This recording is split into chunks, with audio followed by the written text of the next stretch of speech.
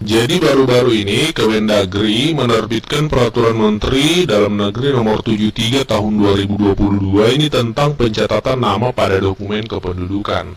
Ini Bapak Ibu perlu dipahami ketika Bapak Ibu orang tua siswa memberi nama pada anaknya harus sesuai dengan kaidah-kaidah yang sudah ditetapkan oleh Kementerian Bapak Ibu. Yang pertama perlu kita pahami, pencatatan nama untuk di dokumen kependudukan ya, termasuk KK dan KTP, itu yang pertama harus mudah dibaca, tidak bermakna negatif dan tidak multitafsir. Dan yang kedua, huruf paling banyak 60 huruf Bapak Ibu, tidak boleh lebih dari 60 huruf, termasuk spasinya Bapak Ibu ya. Dan juga jumlah kata paling sedikit 2 kata. Misalnya Muhammad Hanif, itu 2 kata. Tidak boleh misalnya Hanif saja, karena ini akan berpengaruh pada pengurusan dokumen-dokumen selanjutnya ketika Bapak Ibu anak-anak kita nanti mengurus misalnya paspor, itu minimal 2 kata. Jadi ketika Bapak Ibu atau orang tua siswa memberi nama untuk anak-anaknya diharapkan minimal 2 kata Bapak Ibu. Nah pertanyaannya adalah pasti Bapak Ibu bagaimana dengan yang sudah terlanjur 1 kata. Nanti akan kita bahas di peraturan ini juga dijelaskan secara detail. Silahkan disimak sampai tuntas Bapak Ibu ya. Dan selanjutnya di pasal 5 dijelaskan tentang tata cara pencatatan nama kependudukan dilarang. Yang pertama disingkat. Nah tidak boleh disingkat Bapak Ibu. Misalnya Muhammad Hanif disingkat menjadi Muh Hanif. Itu tidak boleh Bapak Ibu. Dalam peraturan baru ini tidak boleh lagi disingkat. Jadi harus ditulis lengkap Muhammad Hanif seperti itu.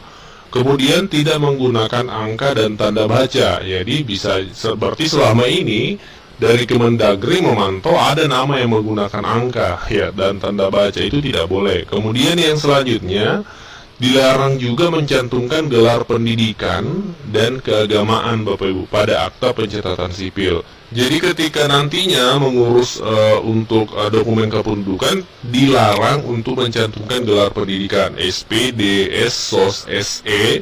Misalnya Muhammad Hanif SSOS itu tidak boleh. Cukup ditulis Muhammad Hanif seperti itu. Dan juga gelar keagamaan, informasi yang kami dapatkan gelar keagamaannya termasuk misalnya contohnya Haji, ya itu tidak H titik Muhammad Hanif, itu tidak boleh Bapak Ibu. Cukup ditulis namanya saja, tidak boleh mencantumkan gelar, baik itu gelar pendidikan maupun gelar keagamaan. Ini berdasarkan aturan dari Permendagri nomor 3 tahun 2022. Ini aturan baru Bapak Ibu ya. Di pasal 8 dijelaskan Bapak Ibu, ini perlu kita pahami sama-sama. Pada saat peraturan ini sudah mulai berlaku, pencatatan nama pada dokumen kependudukan yang dilaksanakan sebelumnya tetap dinyatakan tetap berlaku. Artinya, Bapak Ibu yang terlanjur misalnya menyingkat Muhammad jadi Muh, ya, kemudian di KTP-nya ada gelar, itu tetap berlaku Bapak Ibu, karena aturan ini tidak berlaku surut. Artinya, peraturan ini berlaku sejak tanggal ditetapkan, yaitu di tanggal 21 April 2022. Nah, peraturan ini sebenarnya diperuntukkan untuk anak-anak kita ke depan ya, cucu-cucu kita ketika kita memberi nama kepada anak-anak kita, itu harus mengikuti aturan-aturan tadi Bapak Ibu. Di antaranya mudah dibaca ya, jumlah huruf tidak boleh lebih dari 60 huruf ya, kemudian paling sedikit 2 kata, itu yang diharapkan. Kemudian juga yang dilarang tadi adalah tidak boleh disingkat ya, tidak boleh disingkat namanya. Kemudian misalnya Abdullah menjadi ABD ya, seperti itu. Kemudian tidak boleh menggunakan angka dan tanda baca dan tidak boleh mencantumkan gelar pendidikan dan keagamaan. Ini info hari ini, ya, silahkan di-share kepada orang tua, kemudian rekan-rekan guru yang lain supaya informasi ini diketahui dan bermanfaat untuk semua. Terima kasih dan assalamualaikum warahmatullahi wabarakatuh.